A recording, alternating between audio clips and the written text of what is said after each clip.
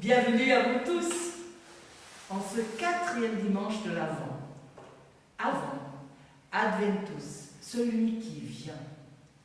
C'est le temps de préparation à Noël, naissance de Jésus-Christ qui vient. Lumière dans la nuit. Voici déjà 4 bougies. 4 bougies. La lumière devient plus lumineuse jusqu'à Noël. Alors pour ceux qui sont présents par les ondes, j'explique où nous sommes aujourd'hui. Nous sommes au temple de Amélie, un petit temple, Amélie-les-Bains, un petit temple, mais nous sommes présents. Nous sommes présents. Aujourd'hui, je lis un 4e texte qui nous parle de la lumière. C'est dans les premiers... Non, c'est dans la 2e épître de Paul aux Corinthiens, à son église à Corinthe, chapitre 4, le verset 6. En effet, Dieu a ordonné que la lumière brille du sein des ténèbres. Et aussi,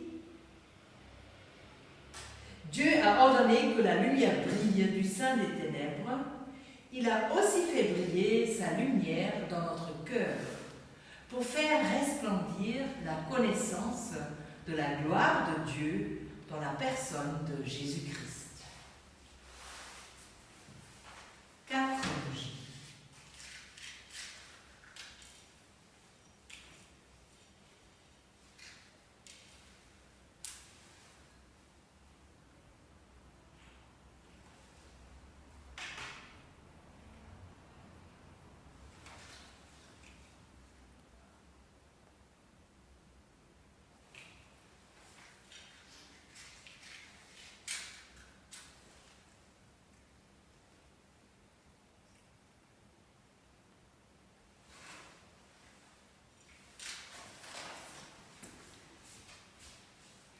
Maintenant, je vous invite à vous lever.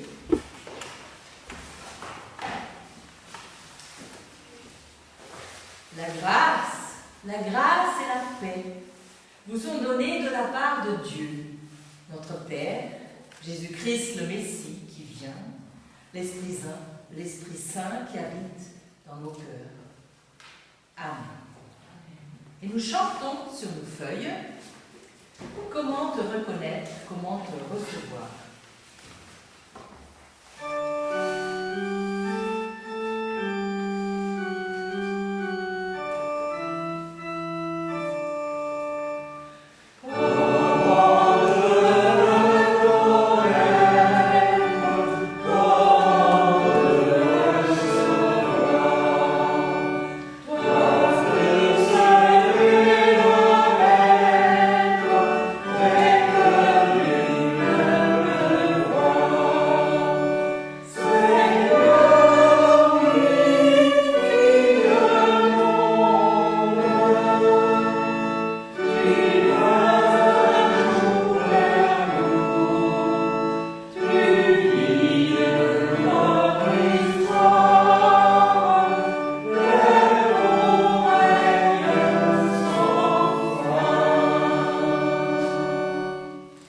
Adorons et louons le Seigneur avec des paroles inspirées du cantique de Marie, le Magnificat.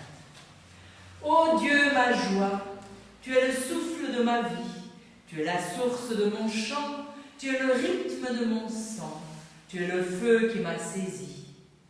Dieu, ma joie, tu as fait de ma pauvreté ta demeure de silence, où tout être peut adorer le secret de ta présence. Dieu, ma joie, toi seul es saint, ton amour est puissance, et dans tes mains le monde prend naissance. Dieu, ma joie, tu disperses les vaniteux comme la paille dans le vent, mais tu chéris le malheureux comme un enfant. Dieu, ma joie, tu renverses les rois, tu dépouilles les nantis, mais tu combles les petits, dont le cœur a faim de toi. Dieu, ma joie, tu Tu es fidèle à tes promesses depuis hier jusqu'à demain, car ta tendresse n'a pas de fin. Dieu, ma joie, béni sois-tu, loué sois-tu. Amen. Et nous continuons la louange par le chant, dans nos recueils de chants, numéro 31-13, chapitre 31, le chant 13, la première strophe, le Fils de Dieu, le Roi de gloire, a voulu naître parmi nous. 31-13.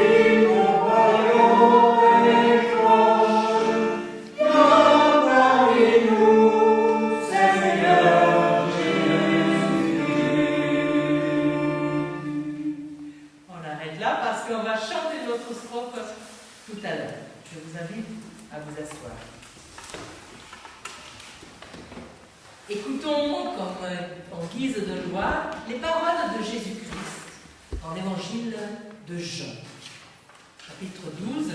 « Je suis la lumière du monde, dit Jésus-Christ.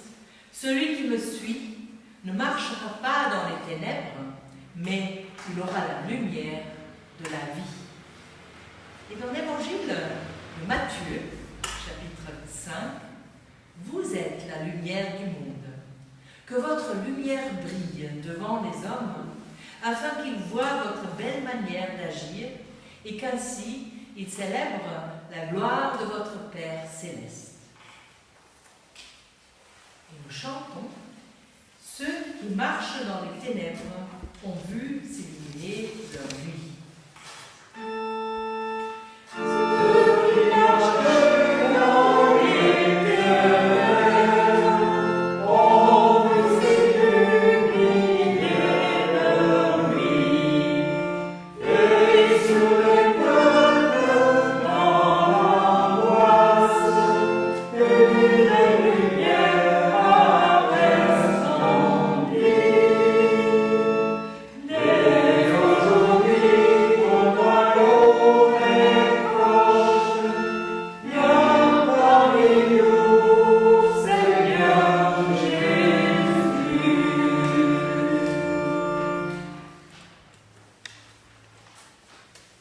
Si souvent, nous ne nous sentons pas comme des lumières.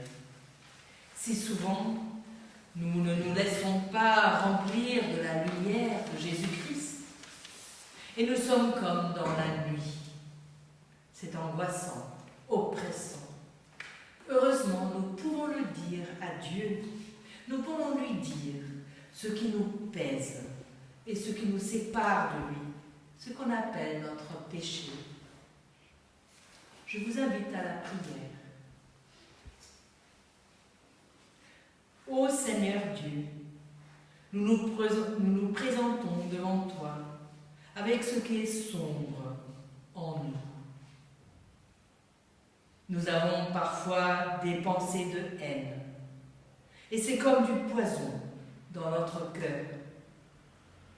Nous avons parfois peur, et nous nous retirons. Nous nous barricadons contre les autres. Nous désespérons.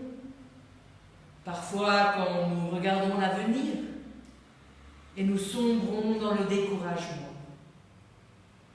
Nous t'oublions si souvent, quand nous courons dans tous les sens, au lieu de nous arrêter, de prendre de la distance et de te donner la place. Et nous nous perdons dans nos peurs. Oh, si souvent, nous faisons comme si toi, ô Seigneur, n'existais pas. Pardonne-nous. Aide-nous à nous ouvrir à toi, à te donner de la place en nous, à te faire confiance. Amen. la prière en chantant toi qui es lumière, toi qui es amour, mais dans nos ténèbres, ton esprit d'amour.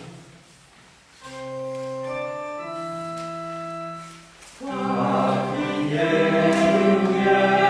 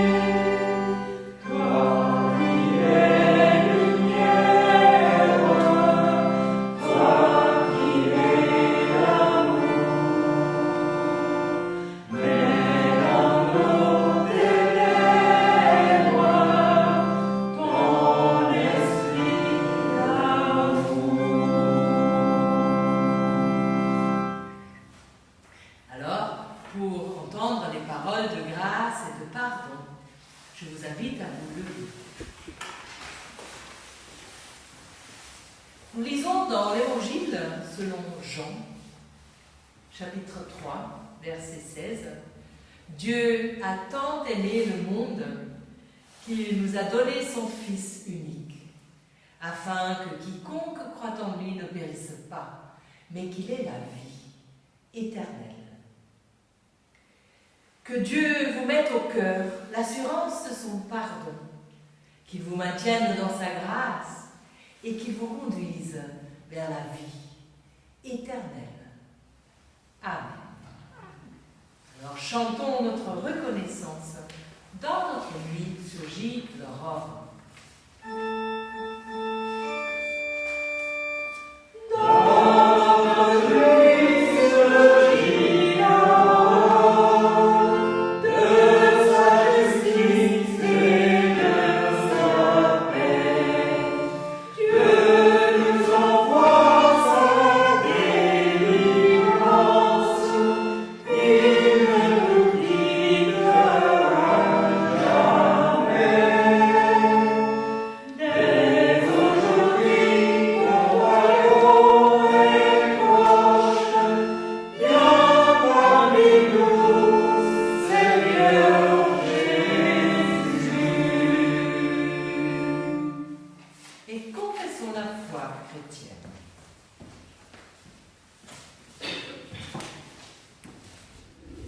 J'y crois en Dieu.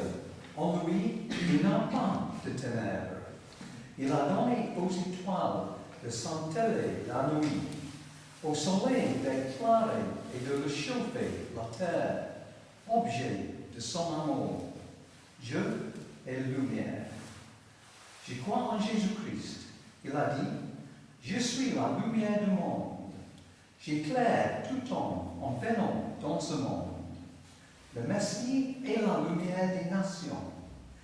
Il a dit être venu allumer le grand feu de la foi sur la terre. Les ténèbres de la croix se sont dissipées à l'aube de la résurrection. Je crois au Saint-Esprit. Il est la lumière intérieure que Dieu veut donner à chaque croyant, gage de son pardon et de la gloire à venir. Il nous donne d'être lumière du monde, marchant en enfant de lumière. La nuit touche à la fin. Les serviteurs de Jésus n'auront besoin ni de la lumière du monde, ni de la lumière du soleil, parce que le Seigneur Dieu les éclairera. Viens ce jour. Amen. Amen. Gloire à Dieu, Père éternel. Gloire au Fils Emmanuel.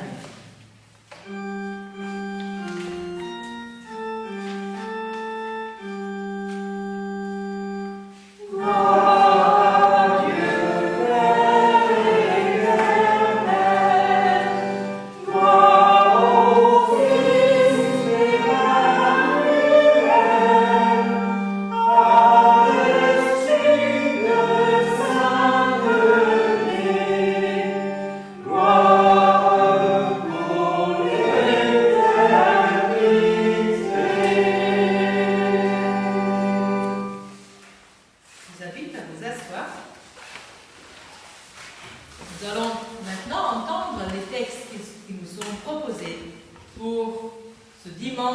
quatrième dimanche de l'Avent. Avant d'ouvrir la Bible, je vous invite à la prière. Ô Seigneur Dieu, le monde autour de nous se prépare pour les fêtes. Nous voici pour accueillir ta parole qui donne sens à notre fête. Voici nos projets devant toi et notre disponibilité offerte. Nous te prions, envoie ton Saint-Esprit pour enraciner en nous ta parole. Qu'elle soit notre joie, notre lumière, notre vie. Amen. Et je lis d'abord dans le deuxième livre de Samuel, au chapitre 7, les versets 1 à 5 et 11b à 14a. Ça veut dire la deuxième partie de 11 jusqu'à la première partie du 14.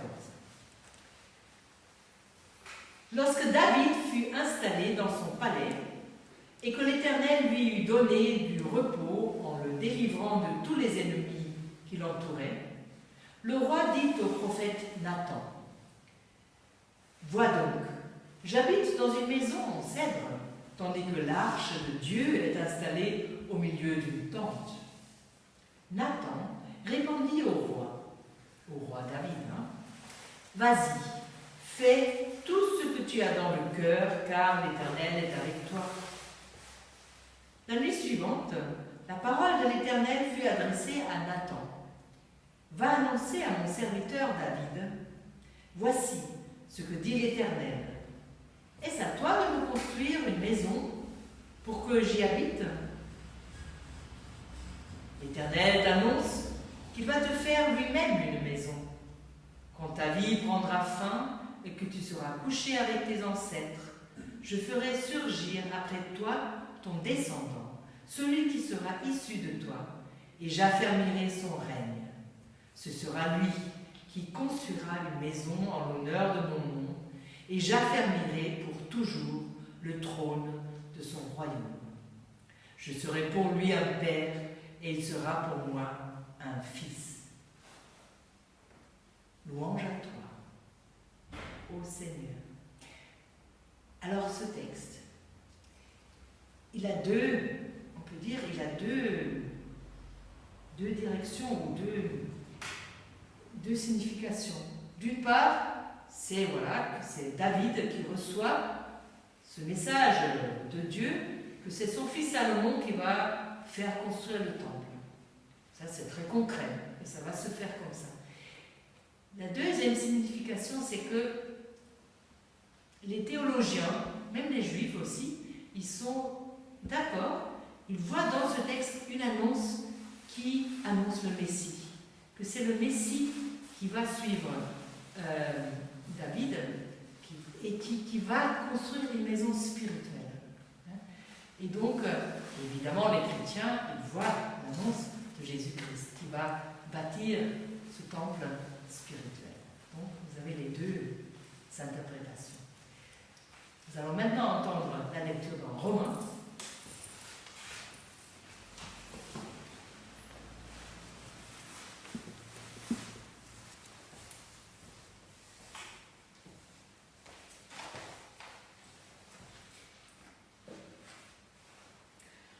Que la grâce de notre Seigneur Jésus-Christ soit avec vous tous.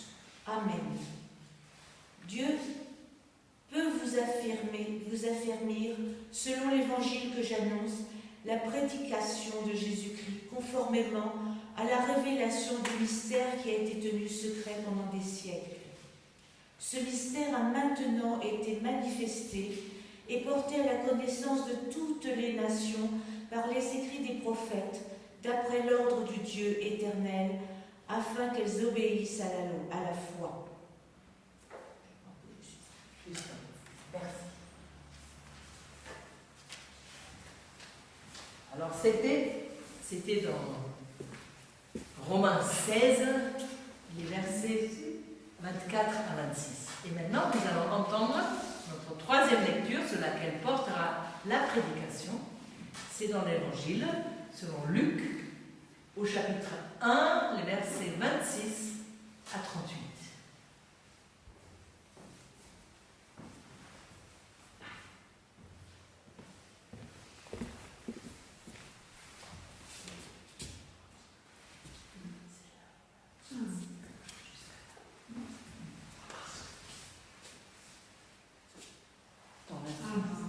Enlevez le masque. Ah oui. Donc c'est Luc 1, versets 26 à 36. Le 6e mois, l'ange Gabriel fut envoyé par Dieu dans une ville de Galilée appelée Nazareth, chez une vierge fiancée à un homme de la famille de David.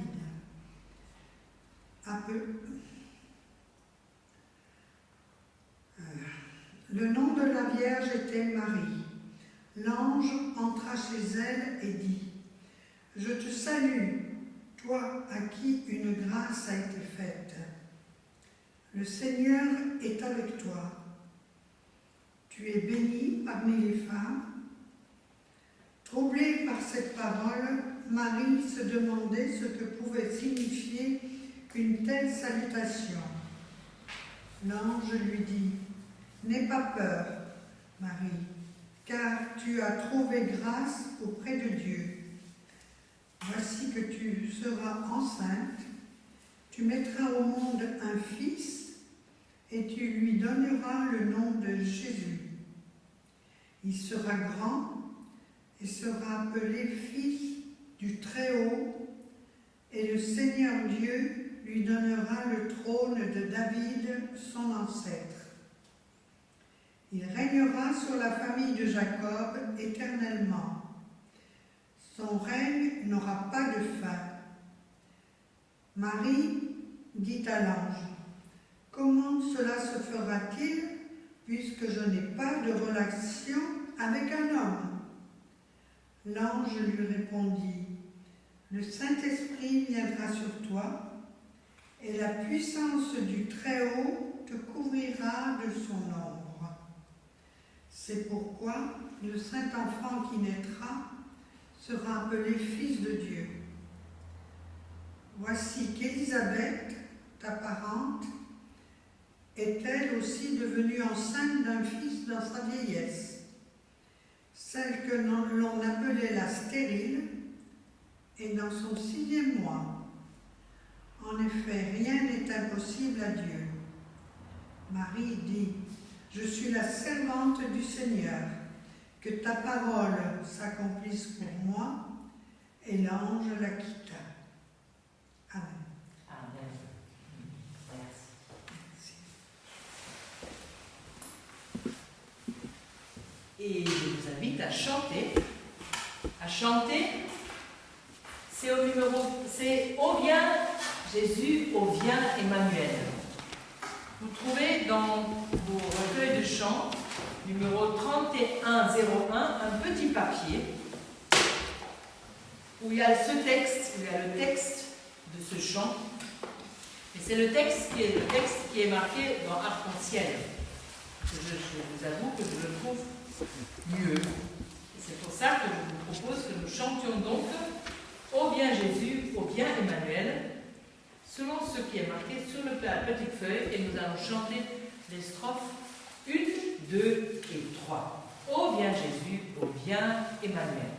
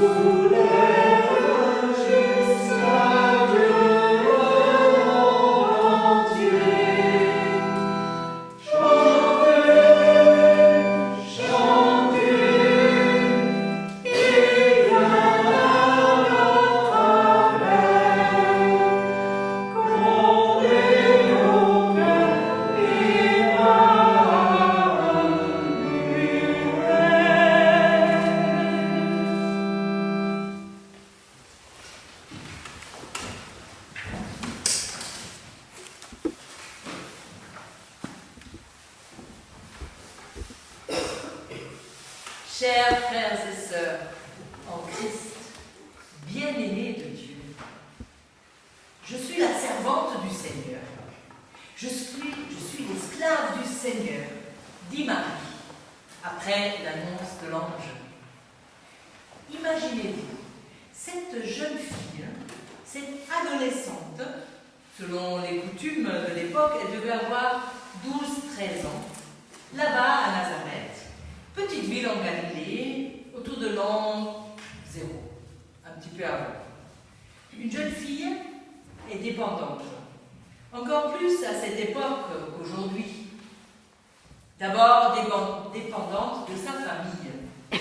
Ce n'est pas elle qui prend les décisions, c'est le père qui décide sur elle. Puis, dépendante de son mari, elle qui est fiancée, c'est lui qui prendra soin d'elle et qui décidera. Dans la société de l'époque, de cette époque, une jeune femme n'a pas voix au chapitre, étant de sexe féminin, avant qu'elle ne soit mariée et qu'elle n'ait eu un fils. C'est ça la culture autour de la Méditerranée. Voilà Marie, cette adolescente, quelque part dans un petit bourg du nord d'Israël. Et c'est elle qui dit « Je suis l'esclave, je suis la servante du Seigneur ». Quelle audace! Elle ne dit pas « Demande d'abord mon père ». Elle ne dit pas « Demande d'abord mon fiancé Joseph ». Non, elle comprend tout de suite qui est le maître le plus grand. Et elle se dit servante, esclave de ce maître, de Dieu, du Seigneur, et donc de personne d'autre. Laissez-moi faire une parenthèse. Sur ce texte ont été faites beaucoup de recherches. Je ne pourrais rentrer dans tous les aspects de ce texte très très riche. On compare la structure de l'annonce de l'ange à Marie avec celle de l'annonce de l'ange à Zacharie, au début du même chapitre, tout au début du chapitre 1. La ressemblance est évidente. L'évangéliste Luc a construit les récits du début des deux vies de Jean-Baptiste et de Jésus de manière similaire, en utilisant ce qui lui a été transmis des récits existants. Vous pouvez relire ce chapitre et vous allez voir l'histoire de Jean-Baptiste et l'histoire de Jésus, qui sont assez parallèles. Nous remarquons aussi une évolution des concepts théologiques. Au verset 31-33 est mis en avant le messianisme davidique, à savoir ce que, au temps de David, on veut dire sur le Messie. Cet enfant qui est attendu sera le Messie. Le Seigneur Dieu lui donnera le trône de David et son règne n'aura pas de fin. Comme référence est pris le premier texte que nous venons d'entendre, celui du deuxième livre de Samuel, chapitre 7, et notamment les versets 12 à 14, interprétés déjà par le monde juif comme annonçant le Messie. Et plus loin, dans notre passage, au verset 35, nous observons un nouveau concept théologique. Quand je dis théologique, ça veut dire ce qu'on dit sur Dieu, comment on pense Dieu, comment on comprend Dieu. L'enfant venu du Saint-Esprit, sous l'ombre du Très-Haut, sera appelé Saint et Fils de Dieu. L'évangéliste Luc affirme ici, d'une part, l'humanité. Il aura le trône de David, mais aussi la divinité. Il sera Fils de Dieu, de Jésus-Christ. L'humanité et la divinité de Jésus-Christ.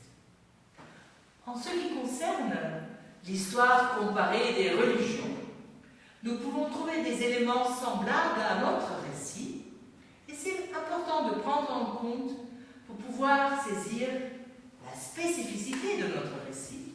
Donc, nous trouvons dans les religions avoisinantes la naissance d'un être divin, par une vierge, engendrée par des forces surhumaines. Dans le monde grec, par exemple, c'est plusieurs fois que ça arrive. Nous observons aussi le grand rôle de la filiation divine dans la religion égyptienne, très important, d'être enfant de Dieu, filiation divine.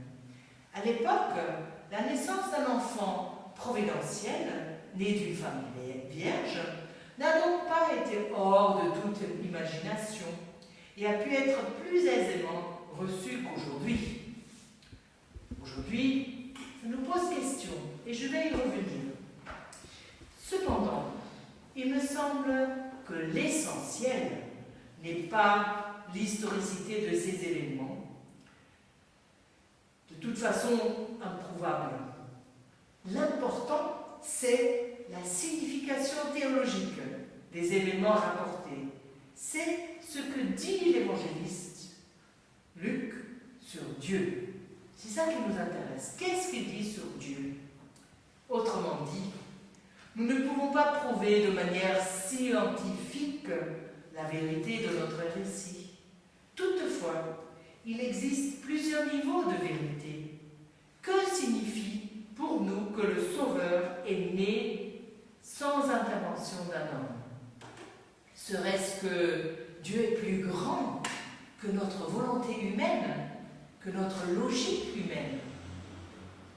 Que signifie que le Sauveur, Emmanuel, est homme et Dieu à la fois? Homme, tout près de nous, dans notre condition humaine. Dieu, qui nous appelle, qui nous élève, qui nous donne une espérance inouïe. Proximité, homme, espérance, puissance divine, Dieu. Et les deux à la fois. Revenons à Marie, cette jeune fille de Nazareth, sur laquelle j'aimerais porter aujourd'hui l'attention. C'est sûr, ce qui lui arrive est hors de tout ce qu'on peut s'imaginer. Un être, un messager de Dieu, entre chez elle et lui dit « Réjouis-toi, sois dans la joie ». Remarquez, l'annonce de la naissance de Jésus, Christ, est d'abord exhortation à la joie. Réjouis-toi, le Seigneur est avec toi. C'est un appel, c'est une vocation, pourrait-on dire. Comme ces vocations que nous connaissons de l'Ancien Testament. Par exemple, quand l'ange dit à Gédéon, le Seigneur est avec toi. Ou quand le Seigneur lui-même dit à Moïse, je suis avec toi. Ou Isaac, quand il le dit à Isaac ou à Jacob, je suis avec toi. Ou encore au prophète Jérémie, je suis avec toi. Chaque fois, à chaque vocation, la voix du Seigneur rassure. Le messager de Dieu rassure. Vas-y, prends ce chemin inhabituel, ce chemin qui sort des habitudes et des normes qui t'encadrent. Le Seigneur est avec toi. Et quand Marie, quand même troublée, s'interroge sur ces paroles surprenantes, l'ange, le messager de Dieu, continue. Sois sans crainte, n'aie pas peur. N'aie pas peur. Dans ce chemin hors cadre, la grâce de Dieu est sur toi. Dieu t'entoure de sa bienveillance. Et l'ange annonce à elle, la jeune fille, vierge, comme nous l'apprenons à la suite, qu'elle aura un fils qui apportera le temps nouveau. Fils du Très-Haut, dont le règne n'aura pas de fin, un règne qui fonctionne avec des valeurs et des règles différentes. Marie entend toutes ces annonces merveilleuses et nous constatons, de Jésus elle ne doute pas, même avant qu'il n'existe. Elle croit déjà à la divinité de cet enfant. Mais elle s'interroge sur elle-même. Comment cela fera-t-il puisque je ne connais pas d'homme? C'est vrai, dans l'histoire de l'Église, des dégâts ont été faits avec cette question sur la virginité de Marie. On l'a interprété sous l'angle de la morale. On l'a interprété comme si la sexualité était souillure, comme si Marie, en étant vierge, avait été préservée de cette souillure. Et on parle de l'âme servante pure. Avec cette interprétation, beaucoup de mal a pu être fait. Et l'allergie des protestants envers le mot vierge vient de là, je suppose. Dieu ne peut pas condamner la sexualité vécue en respect mutuel. S'il a créé l'homme et la femme à son image, si Dieu a donné souffle de vie lors de la création pour que l'homme et la femme se multiplient, une sexualité vécue de manière respectueuse est voulue par Dieu. Cependant, ici, il s'agit d'autre chose. Regardons donc encore une fois ce que dit Marie. Regardons les deux affirmations qu'elle prononce lors de la visite du messager de Dieu. « Je ne connais pas d'homme, dit-elle, et je suis l'esclave du Seigneur. » Je suis la servante du Seigneur.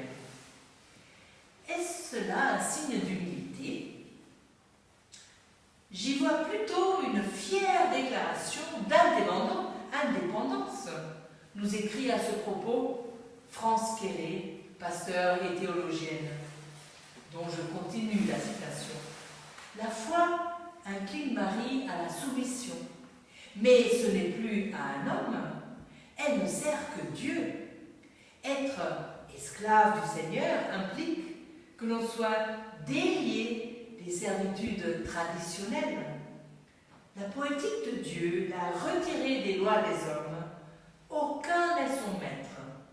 Tout provient d'un libre assentiment de sa volonté propre qui ne traite qu'avec Dieu.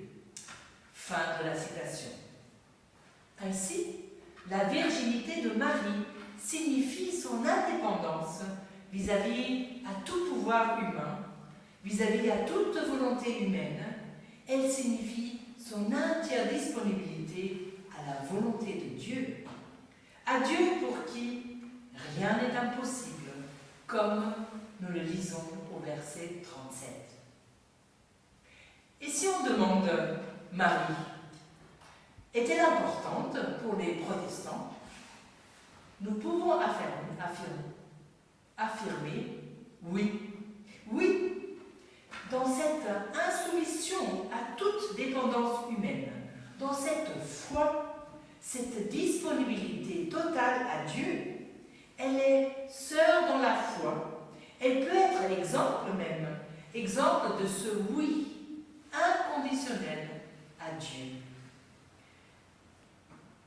Joyeusement dépréoccupée de soi, comme l'expriment Francine et André Dumas, deux autres théologiens contemporains. Cependant, ne nous laissons pas écraser par une telle foi. Regardez les disciples, regardez Pierre, ce disciple si proche de Jésus, même ce disciple chancelle parfois dans sa foi. À un moment, ce proche de Jésus comprend entièrement et saisit totalement qui est Jésus. Quand il dit « Tu es le Christ, le Fils de Dieu », dans Matthieu chapitre 16. Et à l'instant après, il s'oppose à son chemin de passion et de souffrance. « Non, tu ne souffriras pas. » Plus tard, il renie même son maître. « Je ne le connais pas. » Et encore plus tard, il sera un des apôtres les plus dévoués quand il parlera de Jésus-Christ au grand public. Ça, c'est dans les Actes des Apôtres. Marie, si confiante en Dieu dans notre passage, s'éloigne aussi à d'autres moments de cette confiance. Ici, dans le texte, elle accueille la promesse de porter le Fils du Très-Haut. Plus loin, dans ce chapitre 1, elle a compris qu'il bouleverse le monde quand elle chante son Magnificat. Et puis, au chapitre 2, elle accueille tous ses visiteurs, les bergers, lors de la naissance de Jésus-Christ. Elle sait au fond de son cœur, cet enfant ne m'appartient pas. C'est à moi, c'est moi qui suis à sa disposition. Tout cela est écrit dans les chapitres 1 et 2 de l'Évangile de Luc. Et pourtant, elle lui reproche, quand il aura 12 ans, de s'être éloigné de la famille et de discuter avec les savants dans le temple. C'est encore dans le chapitre 2. Elle revendique sa présence auprès de la famille. Quand elle fait dire, dans Luc chapitre 8, « Ta mère et tes frères se tiennent dehors et ils veulent te voir. » Et elle doit apprendre que Jésus discute dans la maison de son Père. Elle doit apprendre que Jésus perçoit la famille de façon beaucoup plus large, à savoir mère et frère. Ce sont ceux qui entendent la parole de Dieu et la mettent en pratique. Oui, quand elle réclame son fils, elle doit accepter cette vérité de son fils. Sa famille n'est pas la famille charnelle, ce sont les frères et sœurs de sa communion spirituelle, la communion des saints, pourrait-on dire aujourd'hui. Car en disant oui, en disant je suis l'esclave du Seigneur, je suis la servante du Seigneur, en disant qu'il m'advienne selon ta parole, Marie, Pierre, toi, moi, nous disons il n'y a pas d'autre maître, il n'y a plus d'autre dépendance, ni familiale, ni sociétale, ni traditionnelle, ni politique.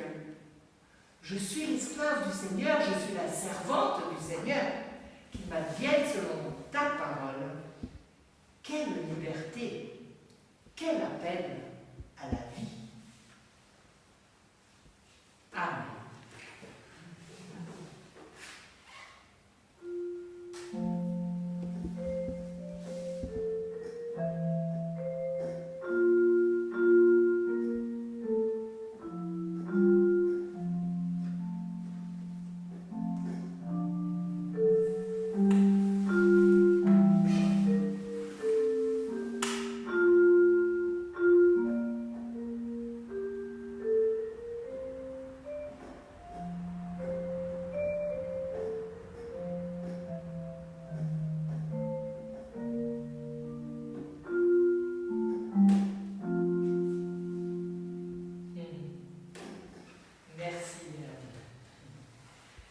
Et je vous invite à chanter au numéro 1403. Alors, ça c'est un chant Magnificat.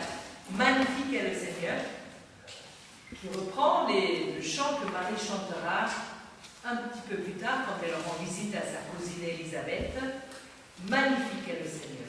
Donc, numéro 1403, et nous chantons les strophes 1, 2, 5 et 8. Magnifique est le Seigneur.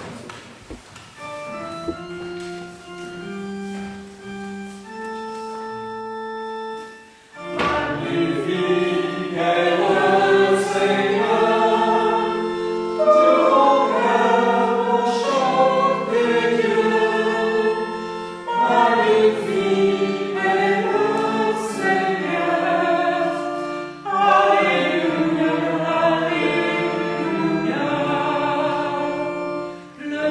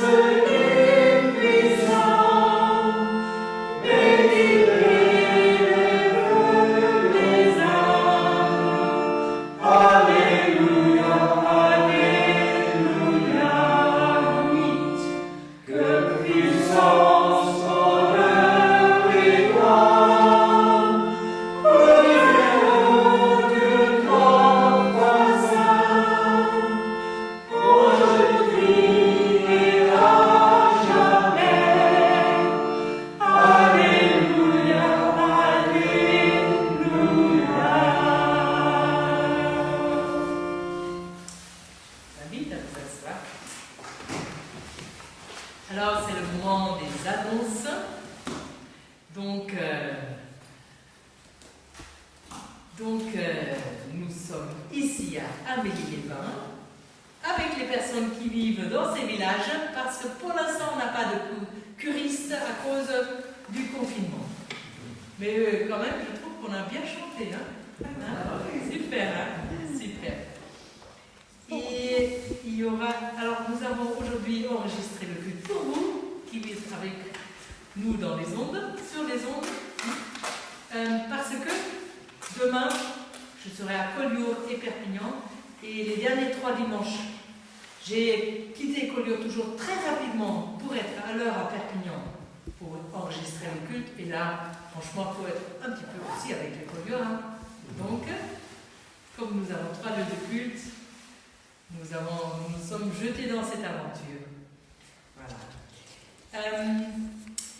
Nous aurons le culte de Noël, pas le 25, parce que le 25, je suis à Collioure et Perpignan, mais le 26 au matin à 10h30, ici même.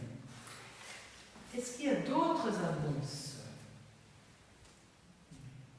Non, je pense pas.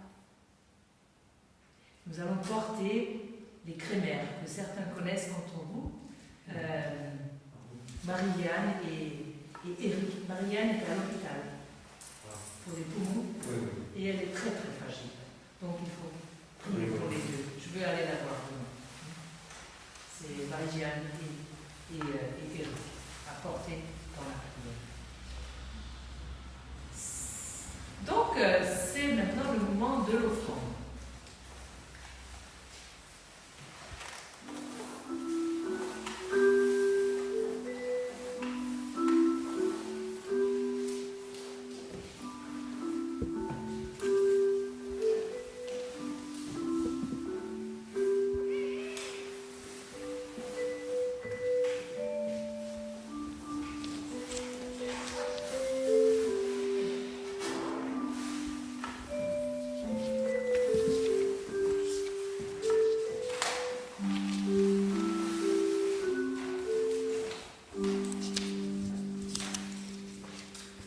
Seigneur, merci. Ce qui est sur la terre et dans les cieux t'appartient. C'est de ta main que nous avons tout reçu. Reçois donc cette humble offrande pour ton service. Amen. Je vous invite à la prière d'intercession, les uns pour les autres. Ô Seigneur Dieu, nous te prions pour ce monde si beau, si fragile et menacé. Nous te prions pour les victimes de tant de fanatisme en tant de pays. Et te prions pour ceux qui font œuvre de paix, tout petits ou tout grands. Et nous te prions pour les responsables des nations. En ce temps qui prépare Noël, la venue de Jésus-Christ, nous te prions pour l'Église. L'Église ici même, à Amélie, à Collioure, à Perpignan, et l'Église tout entière autour du monde. L'Église dans les lieux où elle se rassemble en petites assemblées, et là où elle est nombreuse. Nous te prions qu'elle puisse rayonner de ton amour, ton espérance, ta foi. Laisse-nous accueillir ta paix et ta justice. En ces temps fragiles, aide au respect de chaque religion, au vivre ensemble de ton humanité. Et nous te prions, ô Seigneur, avec les enfants de l'école biblique de Collioure, qui m'ont transmis leurs prières, qu'il n'y ait plus d'armes et plus de guerre dans le monde, que tout le monde soit heureux, que tous les gens dans le monde aient de quoi manger, que tous les gens dans le monde aient de l'eau pour boire et se laver, que tous les gens qui vivent dans la rue et des vêtements chauds. Que tous les gens qui vivent dans la rue aient un toit et un lit pour Noël. Que tout le monde puisse avoir une famille. Que tous les enfants du monde puissent aller à l'école pour apprendre. Que tous les enfants du monde aient un cadeau à Noël. Et Seigneur, nous te prions aussi pour tous ces enfants de l'école biblique, ceux de Collioure, ceux de Perpignan. Et nous te prions pour ceux, ô Seigneur, pour qui Noël est une grande joie, pour les rencontres, pour les retrouvailles, pour ceux qui sont en voyage. Et nous te prions, ô Seigneur, pour ceux pour qui ces jours sont une épreuve de tension, de solitude, de tristesse. Pour ceux qui doivent vivre dans la peur. Oui, Seigneur, tu es présent dans chaque situation, douloureuse ou joyeuse. Fais-nous sentir ta présence. Donne-nous assurance et confiance, foi et espérance, amour et bienveillance. Que ta paix et ta lumière sanctifient les foyers, maintenant et toujours. Et dans le silence de nos cœurs, nous te nommons les personnes et les situations que nous voulons te confier.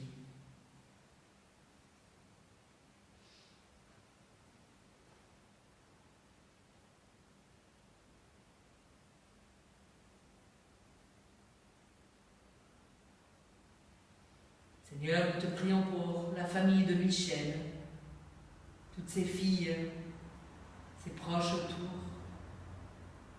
Nous te prions pour Marie-Jeanne et pour Éric. Nous te prions pour Ginou et sa famille. Nous avons certainement des personnes dans notre cœur pour lesquelles nous prions aussi.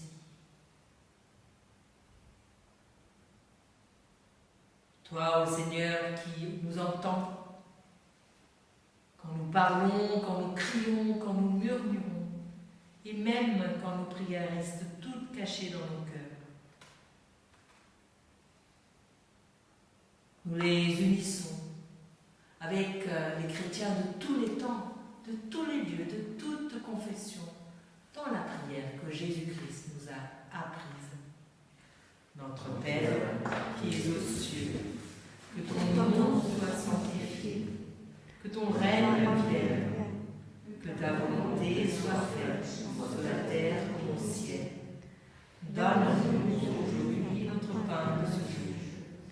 Pardonne-nous nos offenses, comme nous pardonnons aussi à ceux qui nous ont offensés. Et ne nous laisse pas entrer en tentation, mais délivre-nous du mal. Car c'est à toi qu'appartiennent le règne, la puissance et la gloire, au siècle des siècles. Amen. Rappelons-nous ces paroles. Je suis la servante du Seigneur, qui m'advienne selon ta parole. En disant oui au Seigneur, il n'y a plus d'autre maître. Il n'y a plus d'autre dépendance, ni familiale, ni sociétale, ni traditionnelle, ni politique. Je suis la servante du Seigneur, qui m'advienne selon ta parole. Quelle liberté, quel appel à la vie. Alors, recevez la bénédiction de la part du Seigneur. Je vous invite à vous lever.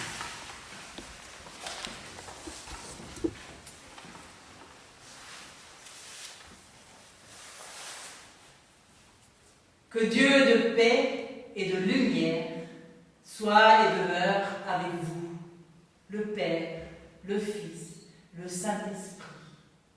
Il vous bénit et vous garde, qu'il vous donne son espérance et vous remplisse de joie. Que sa lumière se lève dans nos ténèbres et que notre nuit soit comme le plein midi, Oui, le Seigneur vous guide sans cesse et vous donne sa paix. Il vous bénit sur vos chemins vers Noël, dans l'attente de sa venue. Amen. Amen. Nous pouvons chanter Aube nouvelle dans notre nuit. Pour sauver son peuple, Dieu va venir.